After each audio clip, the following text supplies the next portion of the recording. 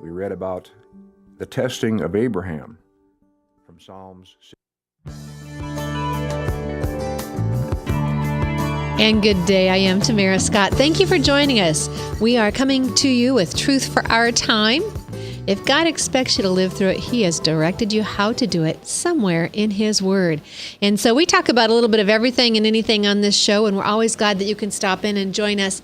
If you're here live, Friday mornings, 10 a.m. Friday mornings. We are on webcast1live.com. Webcast One Live is the studio. We appreciate J. Michael McCoy, for sharing that space with us. And then those of you who listen at noon, 99.3 FM, 99.3 FM. We're glad that, and we're honored, actually, to be on the Truth Network, the Christian voice for Central Iowa. And if you ever want the archives, I try to get them on tamarascott.com. tamarascott.com. I did get the archive from last week's show up there. Our guest for the Mother's Day show was Gail McWilliams. Gail McWilliams is that mother who was told that if she would give birth to her second child, she would likely lose her sight, and that she needed to abort that baby. And when Gail told the doctor, I'm having this baby, I don't see putting my convenience before life and a legacy as an option, the doctor got mad and stormed out of the room. And since that time, Gail raised 5 kids. She homeschooled 5 kids. And though she can't see through the eyes that we all know, her vision far surpasses what those of us with 20/20 vision may have, because she allows God to open unlimited access for her and possibilities for her. So it's just a great uplifting show. If you want to go back and listen to that one, I did get it on tamarascott.com. Other than that, I hope you all had a good Mother's Day. I don't know what that celebration's like for you. It's different for all of us. It's been different for me in the many, many years since I've been a mama. This year, it was a relaxed time. It was, I'm very busy. I need to be traveling the state and in a variety of activities and events most evenings. And so to get to spend time at home and just work on things around the house rather than working in my office at home on other things is a treat. And so what a blessing to have a husband who just took 2 days to dig in the yard and to move things around and to mulch and to weed and just get a lawn that I would enjoy again. And it just, what a blessing that was. What an absolute blessing that was. And then I'll just go ahead and confess. Monday when I took off, I drove through. This loving husband of mine took wheelbarrows of dirt and put them along the drive and filled in where the rain had washed out and packed them in. And I just noticed how good it looked, right? Before I headed off to teach my class Monday morning in my hurry and drove right smack through it and spit that mud right back up on the drive, created another wedge. I am so blessed to have a husband who just looks at me and smiles and goes, in a bit of a hurry this morning? Doesn't say a thing. I don't know how he puts up with me, but I'm so glad he does. And I hope for those of you listening that you have found that love of your life as well. He is my one and only, because I know he's the only one who could put up with me. I hope you all had a great, blessed Mother's Day. But think this through. Mother's Day, like Christmas, like all those holidays where we want these grand memories, doesn't happen just that one day. It's what you feed into it all year long. What you feed into it all the time is what you will reap on that Mother's Day. And so, and sometimes there are cases where you have reaped and you have sown and you don't get a reap because of a child passing away or a child that's lost. And for those mothers, I hurt and I ache with you. I ache with you, and I'll pray with you that you may have a happier time. I also got to spend time with the Esther Aglow group last week, speaking to them, a little church in West Des Moines. What a powerful group of women, those Women Aglow. If you don't know how to get a hold of them, Esther, Women Aglow, you can do a search. I can help you make contact with them as well. But I'm telling you, they are a praying force. And when they pray, things happen. So it was just a treat to get to spend time with those women and encourage them as well. We have a wonderful guest coming on at 10:15. Let me tell you who it is. It is Heather McDonald, and I don't know if you know who she is. I didn't until just recently. Heather has written a new book that will be coming out called War on Cops. How timely is that? But we'll be talking about some of her other topics as well. She's written on judicial reform, immigration solution, a better plan for today, are cops racist? She's written several topics that we discuss in our culture today. She is with the Manhattan Institute, so we'll look forward to having her on. And then at 10:30 or 30 past the hour, for those of you at noon, Dan Charleston, who is running for Polk County Sheriff, will stop into the studio and we'll have a chat with him as well. So we'll look forward to those. But I wanted to talk to a couple of you just a couple minutes about some of the other things happening in our community. Thursday evening, the Republicans, the state Republican Party, had a dinner, and they had Chris Tantos Parantos. He's one of the Benghazi survivors. And I think I told you a couple weeks ago when I got to meet Teague and Oz, a couple of the other Benghazi survivors. And frankly, one, we're just thrilled that they survived at all. We're thrilled that they were able to have their wits about them and make it through this firestorm and attack that took place in Benghazi. But also, I'm thrilled that they're still here to talk about it. Do you hear what I'm saying? And I worry about them because what they say is the truth. They have no reason to lie about it. They were the ones whose lives were on the line, literally. And they have no reason to lie about what happened in Benghazi. But I'm amazed and pleased and thrilled and praying for their safety. So Chris told his story Thursday night. It was quite amazing. I'd heard the story of Teague and Oz, and sometimes I don't always remember things correctly, but this is what I'm told. The United States can have a military jet anywhere in the world in 6 hours. I was told last night it could even be quicker than that, an hour and a half with whatever jet. My point is this: 13 Hours is the name of the movie. We could have sent 2 in that time. Nothing was sent. No help came. Chris talked last night how they sent their pleas for help and heard nothing back, or they were told to stand down. He said at least 2 of the lives that we lost could have been saved had they been allowed to step forward, had they been allowed to do what they were trained to do. He talked about the terms of engagement, which we have to deal with this. They can't shoot unless they're fired upon. And the thrill when they heard the artillery going past their ears, when they could hear the snap and the pop, they knew they'd been fired on. They were thrilled because at least then they could defend themselves. Think that through. Our military can't defend themselves because many of these folks were what we call government contract. They weren't active military, which, by the way, why didn't we have more active military over there? I think we had seen months before escalation. We knew it was a risky area. How irresponsible of those in charge at the time not to have more people ready. So when they took action, 6 of them, against I'm not even sure how many. And this is the September 1, 2012 Benghazi attacks, where we lost an ambassador and 3 other Americans. And Hillary Clinton, who was a Secretary of State, tried to blame a video that we don't even know if it really truly existed, but it certainly wasn't the issue. Remember that commercial she had on the air long before the 2012 election? Who do you want to answer the phone when the phone rings at 3 a.m.? Who do you want to answer it? Well, this wasn't 3 a.m., and she certainly didn't answer this one. If anything, these guys got the old-fashioned sound that those of us with the rotary phones remember, the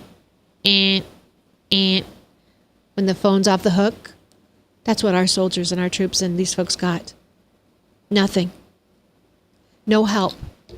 And so I'm telling you, I understand your guy may not have been the guy, to be the nominee for the Republican Party. And I understand some of you think there are other options out there. If you want to go a third party, the time to do that is not an election year. You build other years. And for those of you who think that may be the salvation and the way to go, think this through. It took a civil war and that great unrest before the third party, the Republican Party, grew to have a president elected.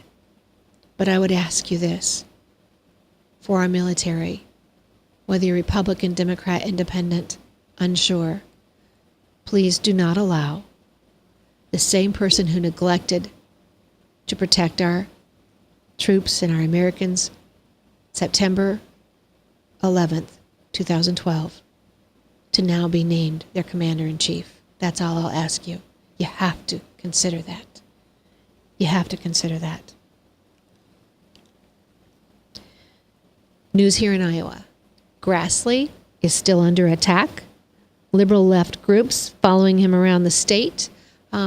Chris, I don't know if you could go to the Concerned Women for America Facebook page, for those of the folks who are watching at 10 a.m., and put the picture of the truck up where they're nailing Grassley for, it says, Grassley, do your job. This is what I want to help you understand. Grassley is doing his job. First off, I want to salute Bruce Braley for his smart mouth comments in his race against Joni Ernst, because when he decided to deride Iowa's beloved Senator Grassley, a farmer, as being the head of the judiciary, it was just, it set wrong with Iowans, as it should have, and it put Joni, I think it changed the race, and it helped Joni get elected, which is why we have now Senator Chuck Grassley as the head of the judiciary. And aren't you thankful that you have someone who's been around long enough not to be pushed around by others and to be able to stand their ground? I'm very thankful he's doing that. Understand this, when you see that people saying he's obstructing or he's not fulfilling his job, he's doing exactly what is his job. Section 4, I think Article 4 of the Constitution, the Senate is to give advice and consent, which means yes or no. They have full ability. And for those who say, well, just give them a hearing, wouldn't it be better than to just vote somebody down in an election year, but to wait through all of this political fervor, which is what Joe Biden had said years earlier? And the Tea Party Patriots, Greg Cummings, one of our guests we've had on this show, had a sign out when we went to Grassley's office a couple weeks ago that said Democrats had voted down. You'll have to go down a couple ways, and you'll see the Grassley posts. It's just a post that I put on there. It's on the CWA Facebook page, not the website, but the Facebook page, although it may be on our state Facebook page as well, if you go to the Iowa page. Anyway, 32 nominations are what the Democrats had turned down between 2001 and 2003, I think, according to the Tea Party Patriots. So here's the deal. You've heard this checks and balances, separations of powers. Those aren't just phrases anymore. Unfortunately, they're phrases that are no longer really taught in the public schools, government schools. Senator Grassley and the judiciary are the only stopgate right now between the executive branch totally taking over the judicial branch. We have three branches. They are to remain separate with balanced powers. Never was it intended that the president or that the executive branch would have complete control of the judicial branch. Never was that intended. Nor is it intended that any administration use the courts to continue a social agenda and force it upon a people. But instead, the Supreme Court is supposed to be, the judicial is supposed to be its own branch, and it's supposed to uphold the Constitution with justice, not a social agenda with force, but the Constitution and justice.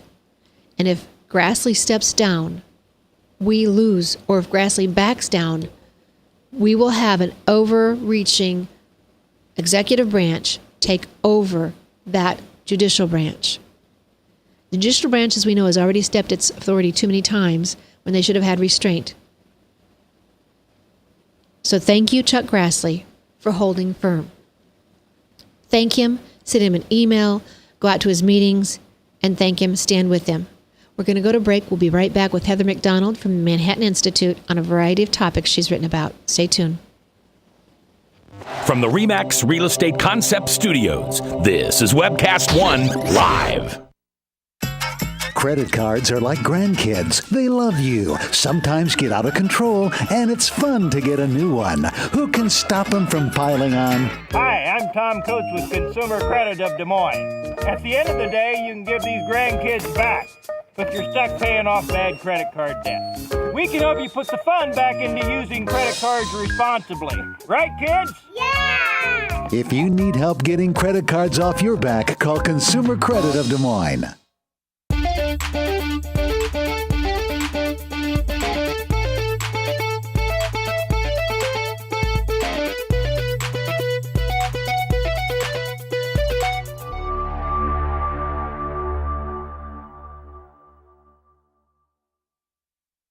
Hi, I'm J. Michael McCoy, and about 20 years ago, I went to a used car salesman by the name of John Hewitt.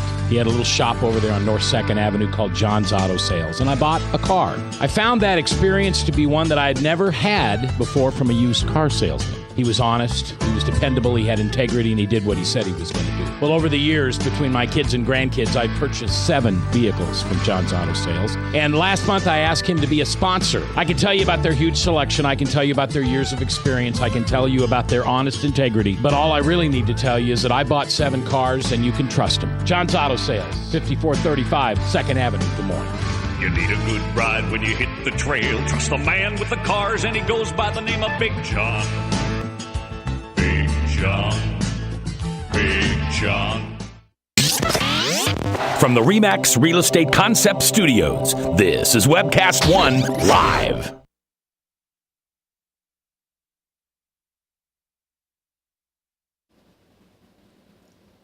Thank you so much. I am Tamara Scott. Thanks for staying tuned with us. We are coming back. And again, if you ever want the archives for the show, you can go to tamarascott.com. Now, joining me is Heather McDonald. Heather, and McDonald's is spelled M-A-C, and then capital D-O-N-A-L-D. She is a Thomas W. Smith Fellow at the Manhattan Institute, contributing editor to the City Journal. She's a recipient of the 2005 Bradley Prize, but she's done a lot of writing on the issues we talk about on this show. The burden of bad ideas, immigration, the solution, a better plan for than today's. Are cops racist? She's written about Black Lives Matter. She's about campus safety. She's written about a lot of the falsehoods and the false narratives we hear on TV and in the mainstream media. I was watching Iowa Public Television, I think, and came across an interview with her and, no, it was Facebook and Jenny Thomas. A great interview on a new book she has out called War on Cops. That book will be coming out soon. War on Cops. How timely is that? And you know that's been an issue on this show. We have had Will Holmes, if you remember Will Holmes, the gangster from Chicago who was left for dead. He has the scars on his cheeks. He wears the do-rag. He may not look like someone you'd see me hanging out with, and yet he and I have become friends. And we are working together to work in the minority community to bring understanding with the police department. And he did that video at my request with Chief Wingert, Dana Wiegert of our Des Moines Police Force right here. We are ahead of the curve.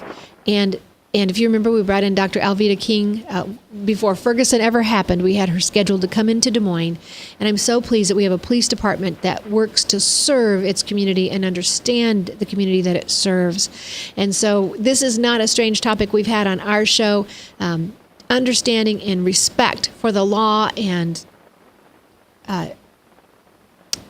not misusing anyone's minority status for gain or injustice in another direction. So just bringing understanding and having good discourse and discussion is what we're about on this show. So Heather McDonald is my guest. She's also a non-practicing attorney, and she clerked for the Honorable Stephen Reinhart in the U.S. Court of Appeals in the Ninth Circuit, and was an attorney advisor in the Office of General Counsel in the U.S. Environmental Protection Agency, and a volunteer with Natural Resources Council. So all kinds of things here that she has a background which has probably fed into some of the great articles we're enjoying now. She's on the front of Imprimis, I think, as well this month. So Heather, thank you for joining me. Oh, Tamara, it's such an honor to be with you. Thank you so much for inviting me. The interview I think I saw, Jenny Thomas. Do you know which one I'm talking about? Yes, that was recently down in Washington when I was giving the speech at Hillsdale that resulted in the Imprimis article that got sent around. And so I just want to touch for our listeners. You made this comment that you didn't start out as a conservative. No, I was a liberal by default, which is what everybody is in this culture unless they think their way out of it. But unless you're sort of really sensitive to political and economic issues, you're just going to imbibe what's out there in the culture. So I had the usual guilt about, affluence or feeling like as a white person I was necessarily a racist and assumed that capitalism was a negative force without being aggressive about it, but that was just a background assumption that you pick up in schools and higher education.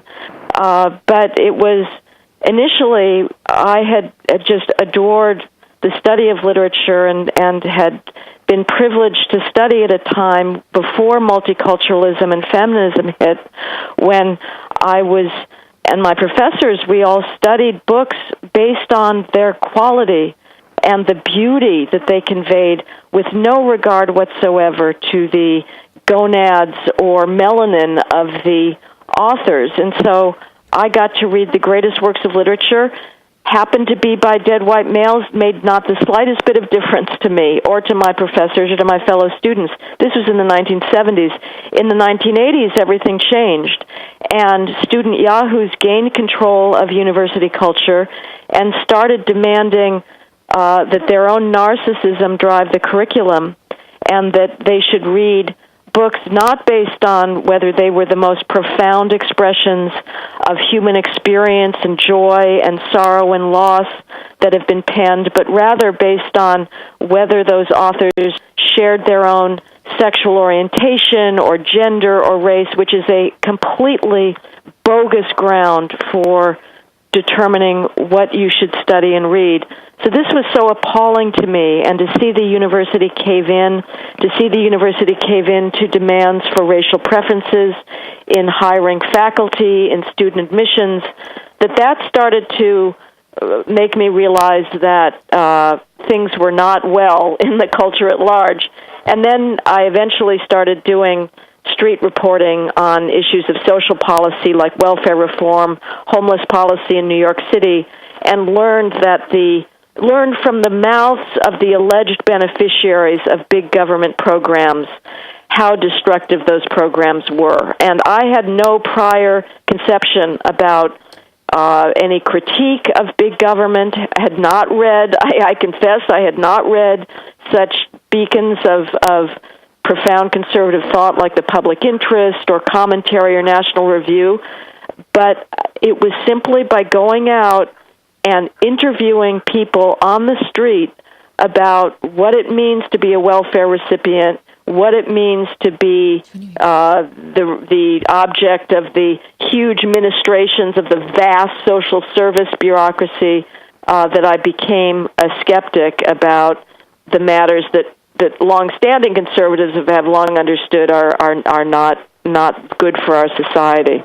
Well, I'm so thankful to have learned about you, because the rest of us out here in, America, we feel the burden, we feel the burn, not as Bernie Sanders, but we are getting burned by the regulation, the taxation, the fraud through the welfare and the entitlements. And so to have someone like yourself who just went into it, realized it, and has the ability to articulate and write about it, I'm very thankful. And I'm hopeful that this will be a long-term relationship, that we can bring you back from time to time to talk about some of these subjects as you continue to write. Oh, thank you. I'd love to. Okay, so when I talked to Bobby Sherwood today, I talked about possibly talking about the universities. They're some of the unfriendliest, most hostile areas for Christians, for the white male, for any idea that is beholding to our Constitution or our foundations as a nation. We do this show from a Christian worldview. Those views are just simply not allowed even in the K through college arena, the K through high school arena any longer. We have students right here in Iowa, one we've had on this show who, as a graduate, from Cornell College, not Cornell University, but the smaller Cornell College right here in Iowa, a graduate, was her alumni status was removed from her sorority because she put hashtag All Lives Matter on her Facebook, and that was deemed racist. God, just terrifying. It just never ends. I don't know what to tell you, Tamara. I am not an optimist. I've been writing about academic nonsense since the early 1990s, about the self-involvement, the narcissism, the utterly false victimology, the contempt for alternative viewpoints, and I have had no effect. I'm hardly the only person who's been writing about this. People far more powerful and eloquent than I am have been doing their best to cast scorn on the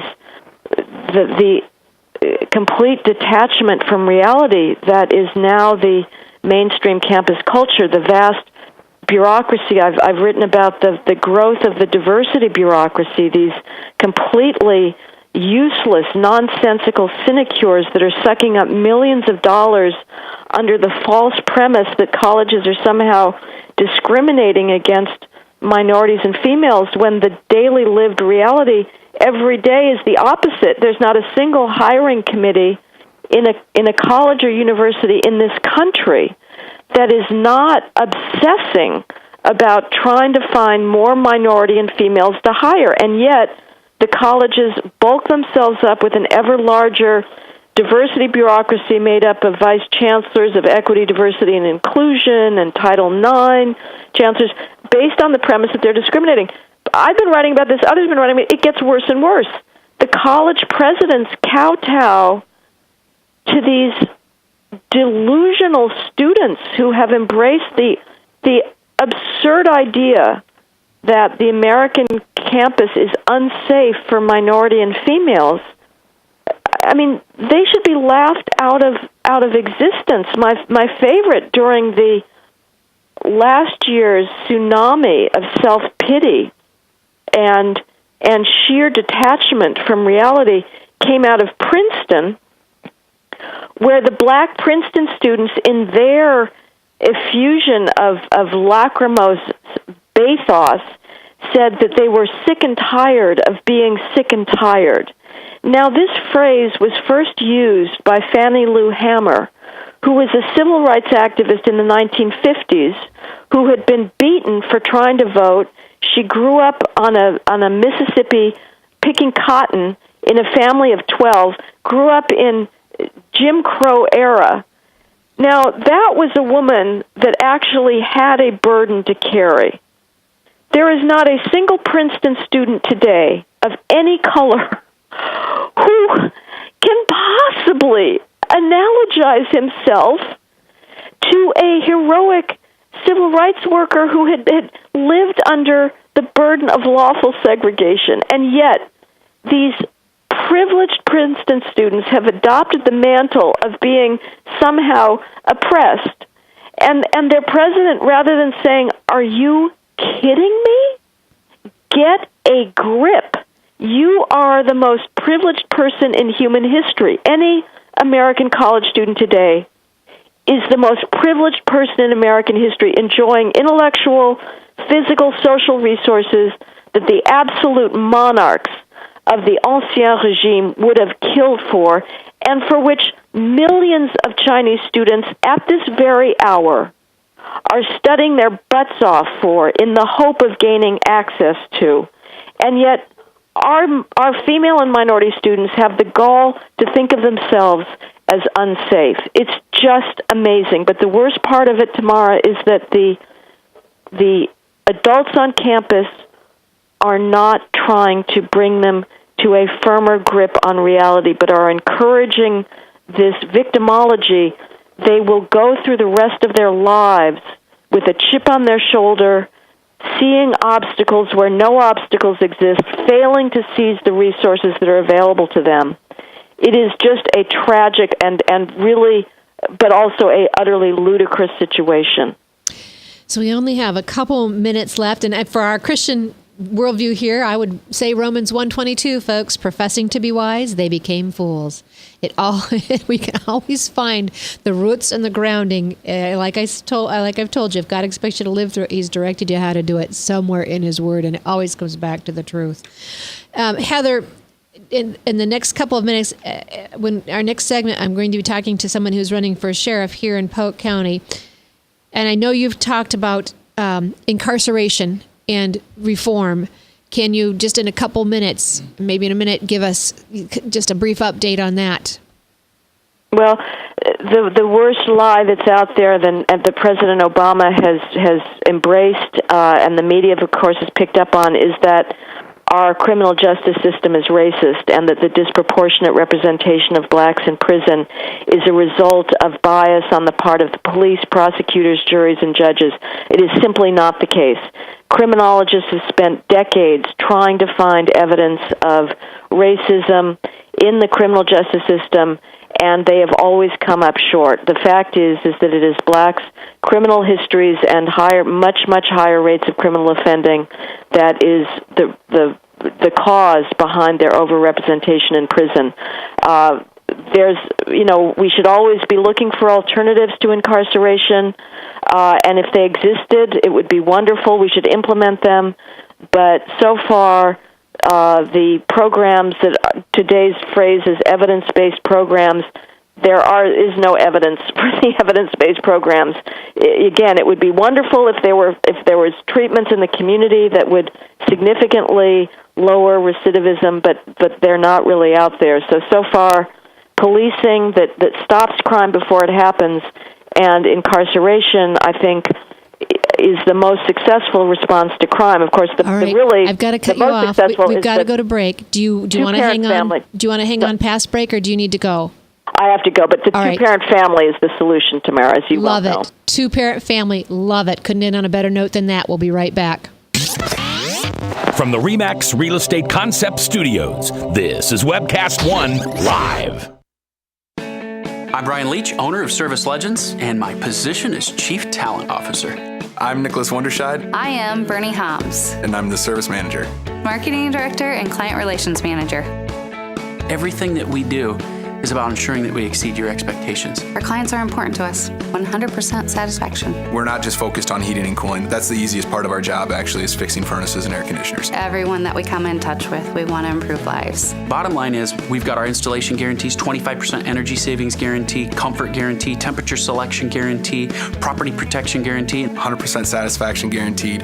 Fixed rate or it's free. All of those guarantees are backed up with a 100% money-back guarantee to hold ourselves accountable to making sure that you get what you're after. Just fixing the problem today. If they have another problem 5 days down the road, it's still fixed rate or it's free. We use what's called straightforward pricing. Our technicians are going to give you an exact to-the-penny price on what it's going to take before they move forward with any repair. That way you know what to expect. It's the same price every day. No surprises.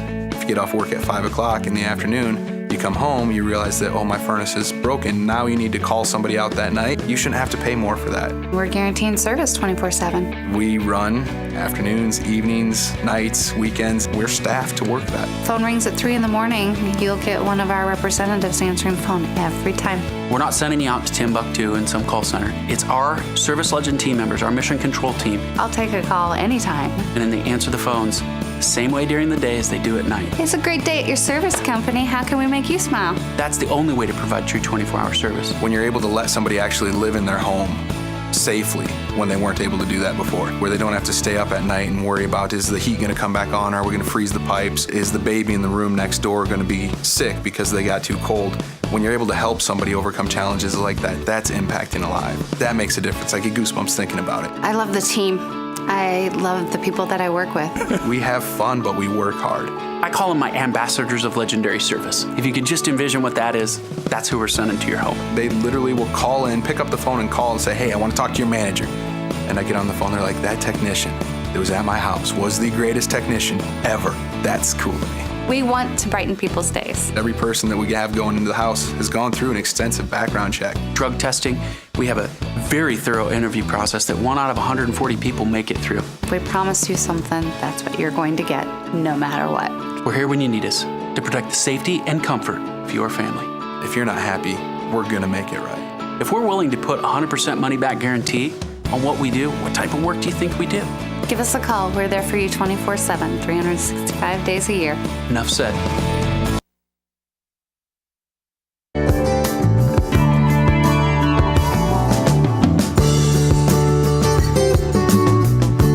And thanks for staying tuned with us. I am Tamara Scott. You're listening to Truth for Our Time, where we help you live God's Word in today's world when the headlines hit home. So joining me now is Dan Charleston. You may recognize that name. If you don't, you need to. Name recognition helps when you're running for office, and you're running for Polk County Sheriff. Yes, I am. One more time. We did it last time, and we're going to do it again this time. Well, you know, nothing like a dress rehearsal to help you have the Grand Slam performance. There you go. So, and I want to touch just briefly on what Heather McDonald was saying. For those of you who know, I bring people on the show who may not even be 100% in agreement. Well, you're not going to be 100% in agreement with your spouse, let alone all your guests, right? Let alone your campaign, your candidates. Think that through, and you're also picky about who you're voting for. There are those things that are principal things that we have to find that we agree on, but weigh out your priorities. And anyway, all that to say, she may come from a different worldview than we do. We do this from a Christian worldview here on the show.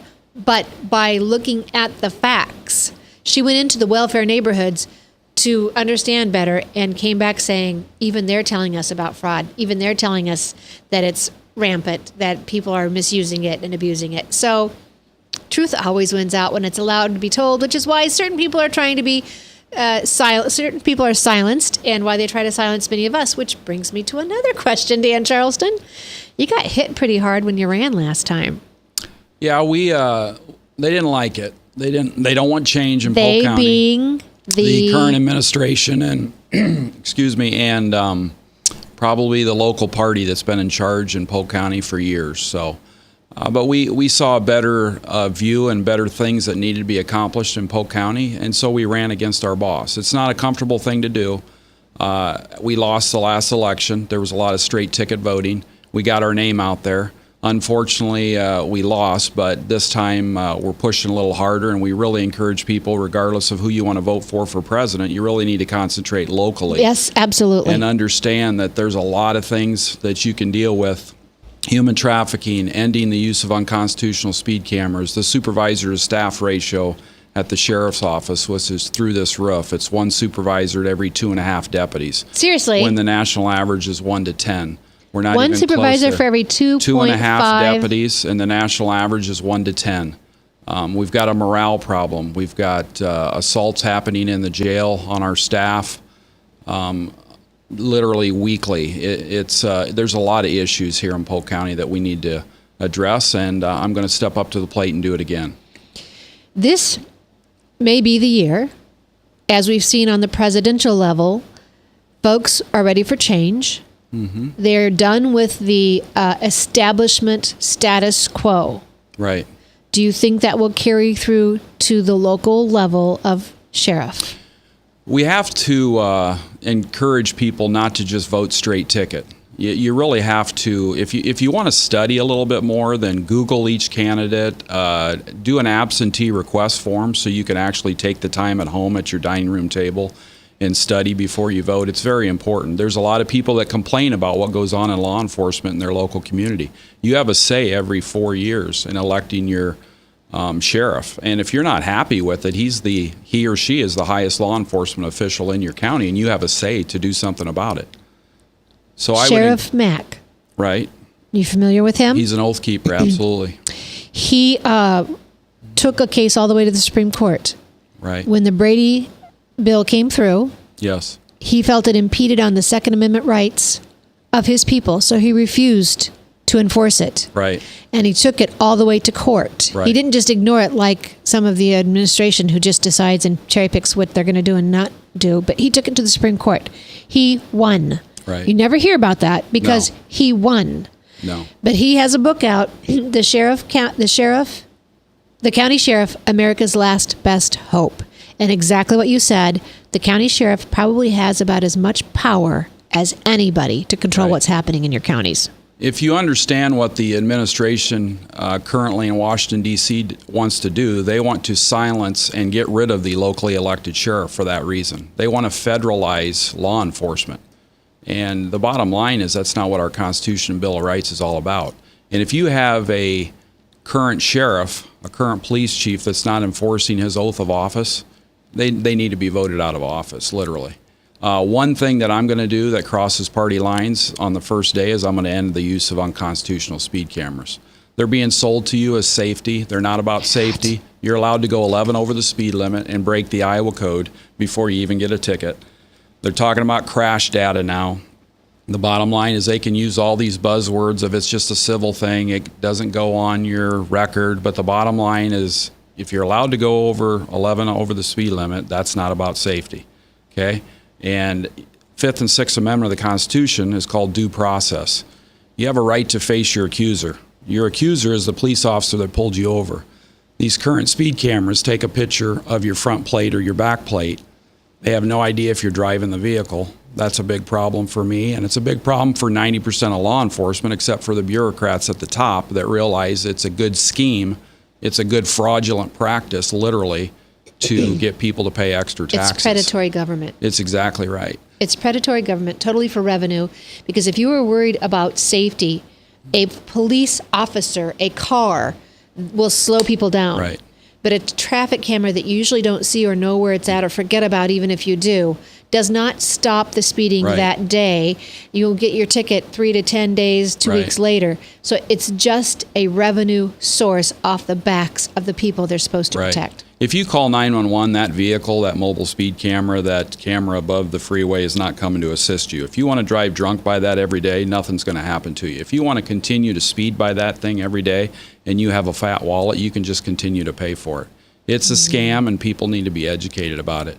You need to understand that most peace officers are against it. We would rather have troops on the street that can actually help, assist, and take a proactive role in these other crimes, gangs, drive-by shootings, human trafficking, calls for service, the cartel running drugs through 35 and 80. That's what we want. The bureaucrats at the top have a different idea because they don't want to balance their budget, or they want to extend that supervisor to staff ratio and hook up their buddies at 6-digit figures, when in reality we're at mandatory overtime in all divisions of the sheriff's office because we don't have enough staff at the bottom. This one just blows my mind. Isn't there some type of a form or some formula that they could? How do they just decide they're going to have that many supervisors for every 2.5 deputies? Well, it's the sheriff that's doing it, and it's being allowed by the Board of Supervisors. The County Board of Supervisors. So they're the ones that give you your actual budget. I was hired by Bob Rice, who's over 30 years sheriff in Polk County. And back when I was hired by him, he got the budget, and he told me directly, he said, Dan, once I get the budget, I can spend the money the way I want. Which we probably want them to have that freedom. And I don't have a problem with that, because if you see a gang problem in the city of Des Moines, you're elected by all the citizens in Polk County. So you can assist the city of Des Moines with a gang problem. If you see a human trafficking issue along Interstate 80 and 235 along our hotels, you can put a team together and redirect those funds to deal with that problem. Instead, what we're doing is we're hooking up our buddies and we're manipulating the system, and we've got people managing themselves. We've got people managing other supervisors. Meanwhile, the troops that are serving the public are at their wits' end, have a tough time getting time off, are stressed, causing undue relationships at home, etc. We've got a record amount of people that are leaving the agency, going elsewhere because we're not taking care of our troops. When our troops aren't happy and they pull you over, or they are in your house, reference a 911 call, you don't want somebody that's not happy at work and not being taken care of. Overworked. Exactly. Stressed out. You're right. You don't need that. And it can be affected by one person at the top, a true leader. And so if they had less supervisors, that same money would then go to hire other deputies, which would make residents safer just by the sheer number on the street. It brings support to the deputies. You'd have more people in your pool, maybe more people on duty if you needed backup yourself, because you guys do have unincorporated areas. Right, but we also assist State Patrol, who's extremely short. We assist other agencies within Polk County. The jail has a lot of assaults going on in it. Our staff is outnumbered in the jail. The inmates jokingly say that we run this assignment and we can do 6 months in the county jail standing on our head because it's that easy. That stuff's going to change. Okay. We're going to drop commissary out of the jail. We're going to end all these programs that do nothing. Okay, hold on, because I've got to go to break. When we come back, we'll talk about some of that. Talking with Dan Charleston. Dan Charleston. CharlestonForSheriff.com and Dan Charleston for Sheriff on Facebook. Okay, got to go to break. We'll be right back after these messages. From the RE/MAX Real Estate Concept Studios, this is Webcast One Live. Credit cards are like grandkids. They love you, sometimes get out of control, and it's fun to get a new one. Who can stop them from piling on? Hi, I'm Tom Coates with Consumer Credit of Des Moines. At the end of the day, you can give these grandkids back, but you're stuck paying off bad credit card debt. We can help you put the fun back into using credit cards responsibly. Right, kids? Yeah! If you need help getting credit cards off your back, call Consumer Credit of Des Moines.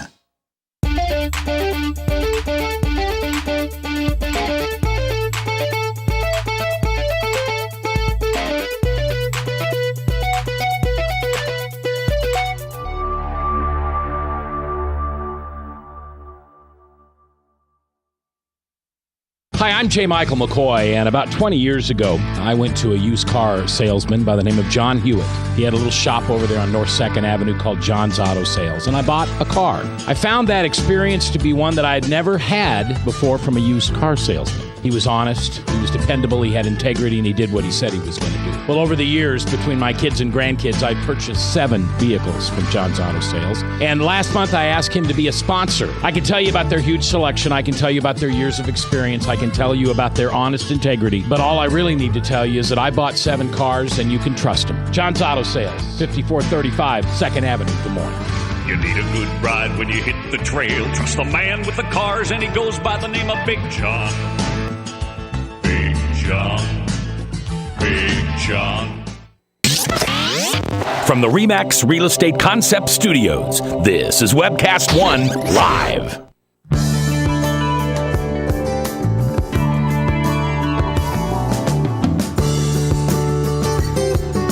And I am Tamara Scott. You're listening to Truth for Our Time on 99.3 FM and in the Webcast One Live studios, 10 a.m. Fridays, otherwise noon, 99.3 on Sundays.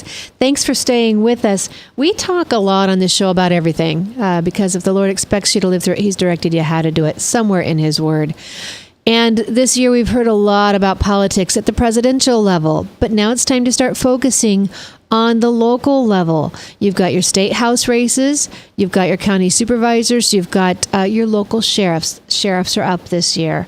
And so in my studio right now is Dan Charleston, who is running for Polk County Sheriff, which some of us go, why would anybody be willing to do that after the beating that you took last time? It must be a heart and a call to do it. But I have to put this out there. If Sheriff Bill McCarthy is willing, you are welcome in my studio as well. And I will ask you questions, and you will have a chance to answer them in front of the audience as well. But Dan Charleston, I thank you for taking the chair and being willing today. Thanks, Tamara. I appreciate it. So we're talking about what we need to change, what we need to do. Obviously, I mean, you have taken heat. Yes. In your professional career, you've taken heat. Right.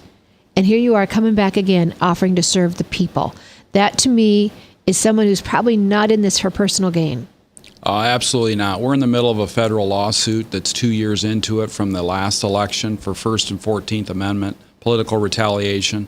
Wednesday at work, I was served from my lieutenant and captain with demotion and termination recommendation paperwork. So for the next few months now at work, I need to go through the appeal process through that. Through the sheriff, civil service commission, district court judge. That will ultimately financially cost money. So I'm paying for it, but I'm willing to do bold things for the citizens of Polk County because we need to change a lot of things. We need to turn in a different direction and realize that we can do a lot better with less in Polk County. So if folks have questions for you, want to contact you, give them those information pieces again. I've got a website at charlestonforsheriff.com. There's a Gmail address on there, a Gmail phone number to be accountable to the people and always available. I'm at Dan Charleston on Twitter. My public Facebook page is Dan Charleston for Sheriff. I'm on LinkedIn. One of my goals as sheriff is going to be to have monthly meetings with the community, whether it's in a church, a basement, a park, a recreational center, you name it. I want to be accountable to the people, and we want to talk about a lot of the different issues that they're having. And as the highest law enforcement official in your community, I want them to know that we care and we can work together in the community to end these speed cameras, to end human trafficking, to suppress the gangs and push them out of our community, and have our kids have a new look at law enforcement and realize that we're all in it together and we don't have to be against each other. Will you be able to work with the Des Moines Police Department? Absolutely.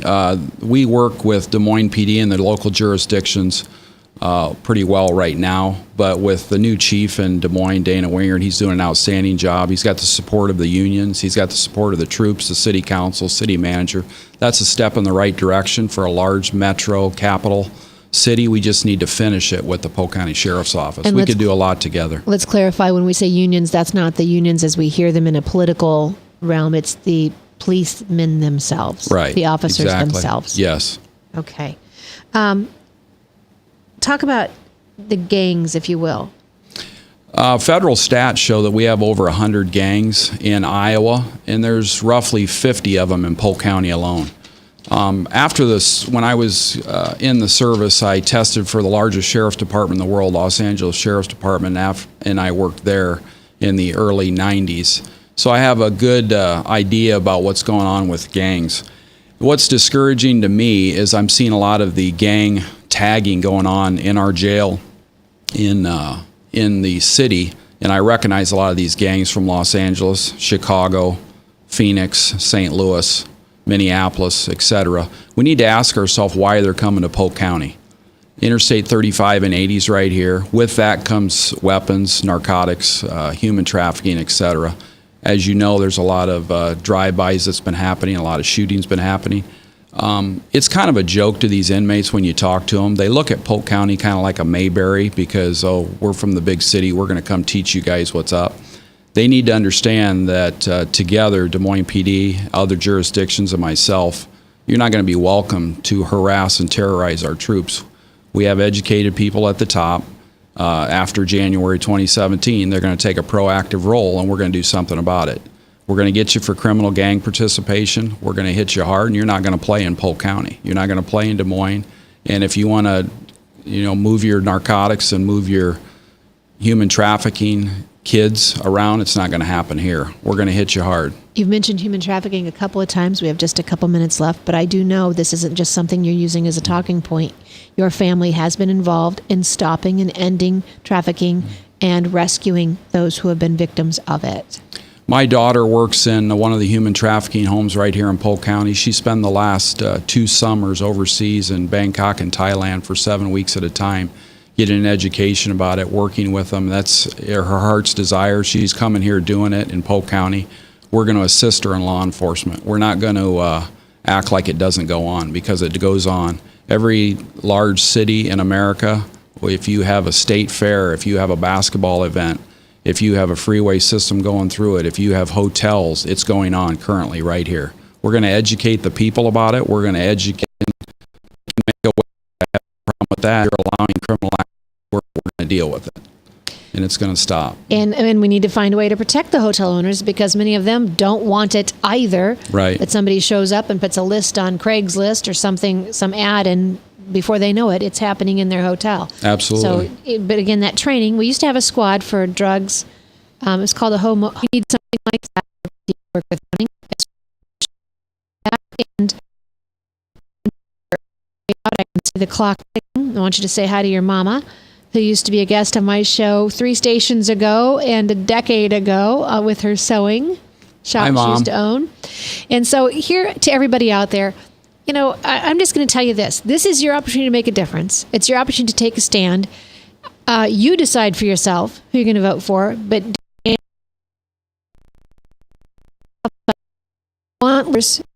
And I don't know McCarthy. I don't know him. I wouldn't know him if I ran into him with my shopping cart in the grocery store.